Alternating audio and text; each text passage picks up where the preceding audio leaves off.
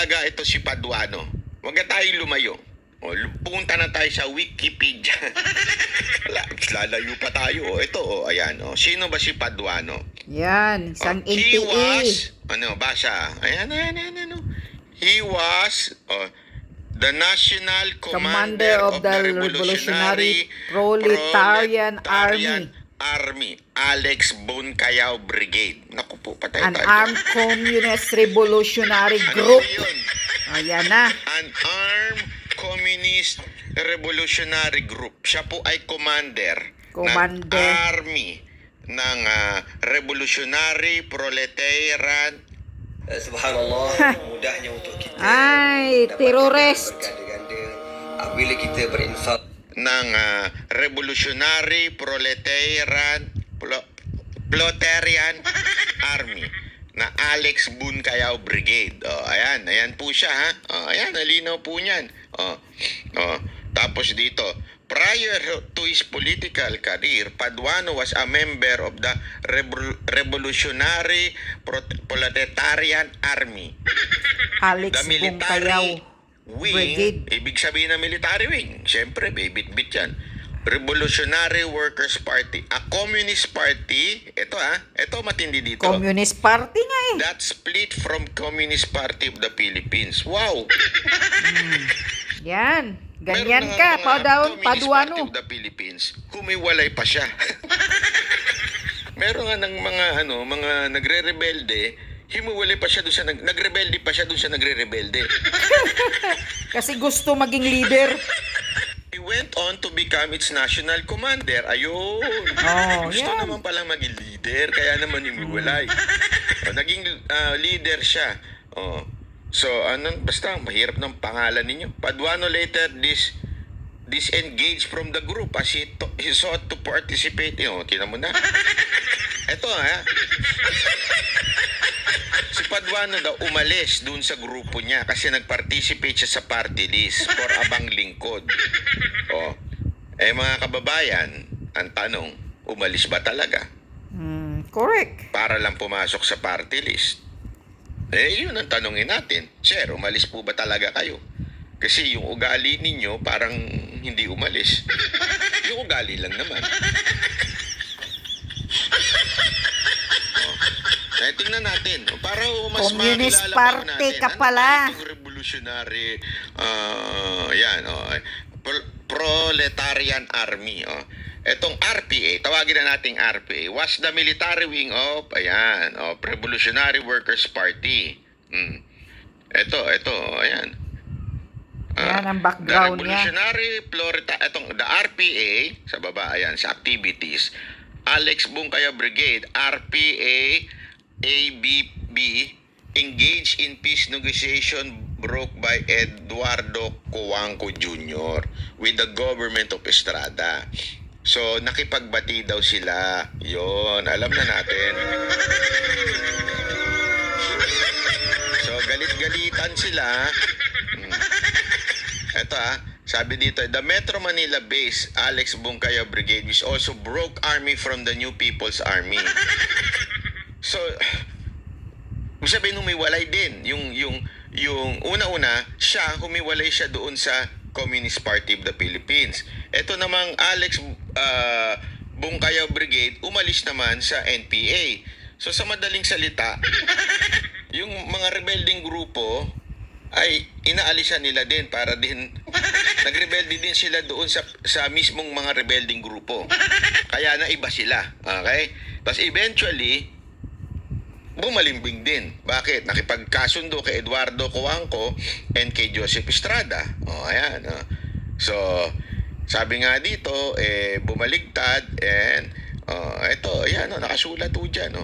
In 27, an apparent split occurred between two factors. Nag-split na naman.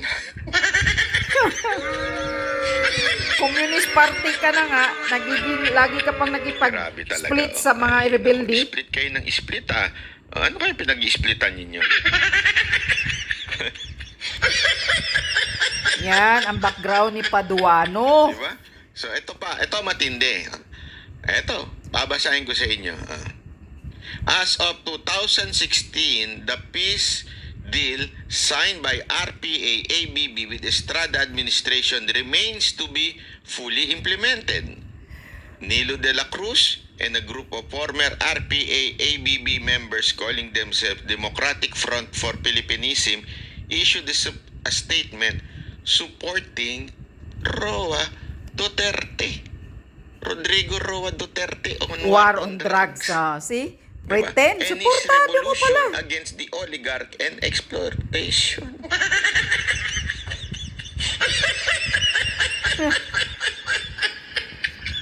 Ay nako, so ibig sabihin mga kababayan,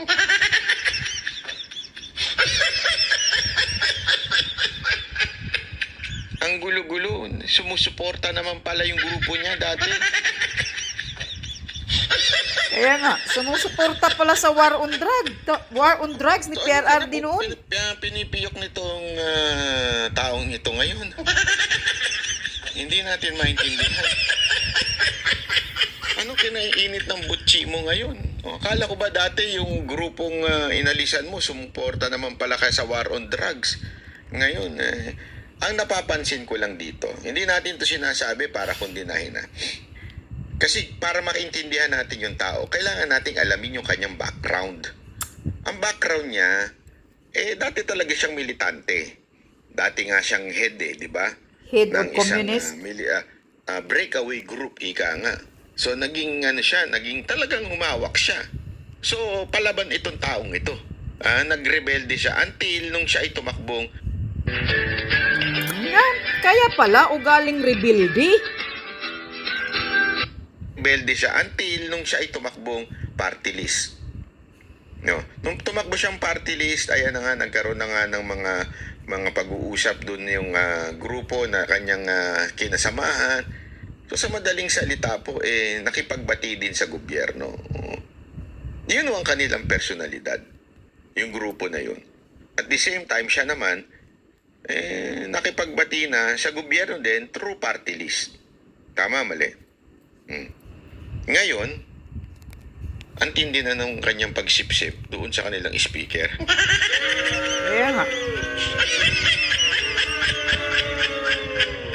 Bilang party list na representante, kaya nga ho siya ang parang, sabi nga nila, tinatawag na attack dog dito sa Kamara. Nakikita nyo na kung bakit ganyan ang pag-uugali niya at lagi siyang galit. Alam nyo na, di ba? Alam na po natin kung bakit siya laging galit. Personalidad niya na simulat-simulat sa pool ng kanyang pag-join sa mga activism, galit siya lagi. Lagi siyang umaalis dun sa grupo niya. Hindi, ito kinikwento lang naman natin. Ganun ang kanyang personality. So alam niyo na po kung bakit ganyan siya. Ngayon, expect nyo na lagi siyang galit sa mga resource person. Di ba? Para hindi na tayo nagugulat na bukas may sisigawan na naman siya. Kasi nung isang araw, sinisigawan niya yung sa PDEA. May susunod. Alam mo na, sisigawan na naman niya. So alam niyo na kung bakit galit yan. Okay? So yun lamang po mga kababayan. Yan, pakita Ayan, mga kababayan. Panoorin niyo po itong video na to. Tingnan niyo yung ang background ni Paduano. Kaya pala, nagtapang-tapangan. Kasi pala yung background niya, kayo na ang humusga. Komunista pala ito dati. Rebelde pala ito dati. Si Paduano, matandang rebelde. Basahin nyo. I-search nyo. Nasa public naman yan. Ma-search naman ninyo yung background, yung activism ni Paduano, matandang Paduano. Kaya pala laging galit. Matapang, Paduano. Kung matapang ka talaga, kasuhan mo. I-contempt mo si PRRD sa hindi pag-attend sa inyo. Para magkasubukan kayong dalawa. Matapang ka, di ba? Gamitin mo yung komunista mo. Ugaling komunista ka pala. Kaya ganyan ang mo, parang lagi kang galit, nagsisigaw-sigaw. Diyos ko po, party list. Nakakasuka yung mukha mo, Paduano. Inutil naman yung mukha mo.